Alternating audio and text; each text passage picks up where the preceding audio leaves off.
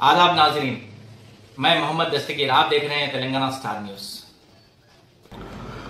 मोहतरम दोस्तों, भाइयों, मेरी प्यारी बहनों, मैं आपका खादिम, आपका दोस्त, आपका भाई बिलाल, ख्वाजा बिलाल।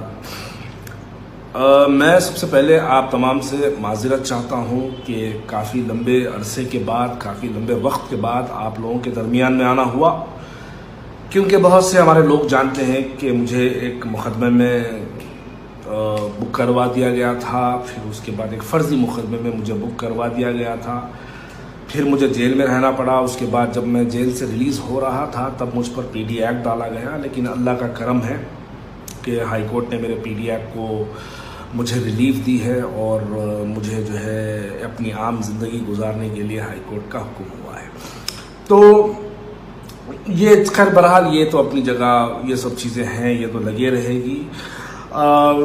यानी ये तो मैं जिस वक्त मजलिस इत्तेहादुल मुस्लिमीन को इस्तीफ़ा दिया हूँ उसी वक्त मुझे इन चीज़ों का मुकाबला करना है और ये चीज़ें तो मेरे साथ होने वाली है, ये तो मुझे पता ही था।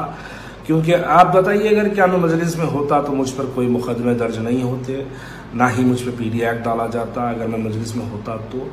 लेकिन मैं मजलिस में नहीं था, मैं भी उसके लिए तैयार हूँ। आप कितने भी मुकदमात डालिए, मैं इंशाअल्लाह ताला उसको एक लीगल तरीके से लड़ूंगा, लीगल बैटल के लिए लड़ूंगा। लेकिन आज ये वीडियो बनाने का मकसद ये है कि आज हैदराबाद के पार्लियामेंट्री सीट के लिए आली जनाब बैरिस्टर असदुद्दीन अवैसी साहब को मजलिस इत्तेहादुल मुस्लिमीन का उम्मीदवार बनाया गया है और कांग्रेस की तरफ से जनाब फिरोज़ खान साहब को उम्मीदवार बनाया गया है। तो उसके लिए मैं मुबारकबादी देता हूँ, दोनों को मुबारकबादी देता हूँ कि इंतखाबात के अंदर जो है आप हिस्सा लेंगे।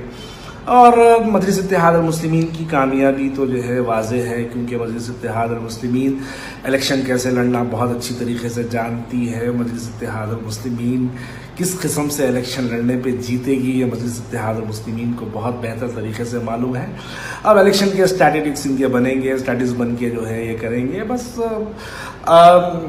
नरेंद्र मोदी साहब हैदराबाद आएंगे, एलबी स्टेडियम के अंदर जो है मजलिस इत्तेहादुल मुस्लिमीन को 2 गालियां देंगे। उसके बाद छोटे भाई नवाब साहब, राजा सिंह साहब भी जो है 1-2 वीडियोस बनाएंगे, बना के वो भी 2 गालियां देंगे। तो उसके बाद इंशाअल्लाह मजलिस इत्तेहादुल मुस्लिमीन को कोई दिक्कत नहीं आएगी, कोई मुश्किल नहीं आएगी कामयाबी के लिए, और आसानी से कामयाबी होगी उनकी। बस थोड़ी सी मेहनत करना पड़ेगा, 1 या 2 जलसे नरेंद्र मोदी साहब के हैदराबाद में करवाना पड़ेगा, राजा सिंह को बोल के 2 वीडियोस फेसबुक पे डला के 2 गालियां देना पड़ेगा।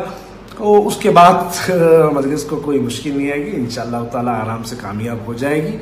तो मैं मोहिबान मजलिस इत्तेहादुल मुस्लिमीन को ये मुबारकबादी भी देता हूँ कि जीत पक्की है, क्योंकि सदर मजलिस जिस किस्म से प्रोग्राम बनाते हैं वो प्रोग्राम जो है बहुत अच्छा बनता है। जिस तरीके से इलेक्शन के स्ट्रैटेजिक्स बनाते हैं, प्रोग्राम को ऑर्गेनाइज करते हैं। देखिए, अब आएगा, वक्त आएगा तो एलबी स्टेडियम के अंदर जो है हमारे हिंदुस्तान का वज़ीर आज़म आएगा और वहाँ पे गालियाँ देगा, मजलिस को 2 गालियाँ देगा।